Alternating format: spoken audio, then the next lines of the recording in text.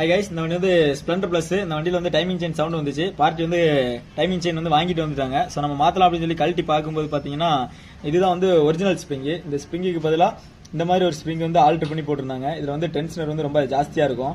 ஆனால் ஒரிஜினல் ஸ்ப்ரிங்கில் வந்து நல்லா நைஸாக தான் இருக்கும். ஸோ இந்த மாதிரி இருந்ததுனால என்ன ஆயிடுச்சு அப்படின்னு பார்த்தீங்கன்னா, டென்ஷனர் வந்து அதிகமாக இருக்கிற ஸ்ப்ரிங்கு போட்டதுனால இந்த பீஸை வந்து டென்ஷனர் இந்த ஸ்ப்ரிங்கு தான் வந்து ப்ரெஸ் பண்ணி பிடிச்சிட்டு இருக்கும். ஸோ அப்படி பிடிக்கிறதுனால என்னாச்சுன்னு பார்த்தீங்கன்னா, இந்த இடத்துல வந்து தேஞ்சிருச்சு. இந்த பீஸ் வந்து ரவுண்டாக இருக்கும், அதாவது இந்த மாதிரி இருக்கும். இந்த மாதிரி இந்த பீஸே வந்து இதில் இல்லை, தேஞ்சிருச்சு. இந்த ஸ்ப்ரிங் வந்து ஓவர் டென்ஷன் இந்த மாதிரி கொடுத்ததுனால டைமிங் செயின் வந்து ரொட்டேட் ஆகும்போது இந்த இடத்துல உரசி உங்களுக்கு வந்து சுத்தமாக வந்து எல்லாமே உடஞ்சிருச்சு. ஸோ இதுதான் வந்து பிரச்சனை. இதனால் வந்து நீங்கள் வந்து இந்த மாதிரி ஆல்டர் பண்ணி ஸ்ப்ரிங் வந்து போடுறத வந்து போடக்கூடாது. இந்த மாதிரி ஒரிஜினல் ஸ்ப்ரிங் மட்டும் தான் போடணும். இது போட்டிங்க அப்படின்னா தான் லைஃப் வந்து அதிகமாக வரும்.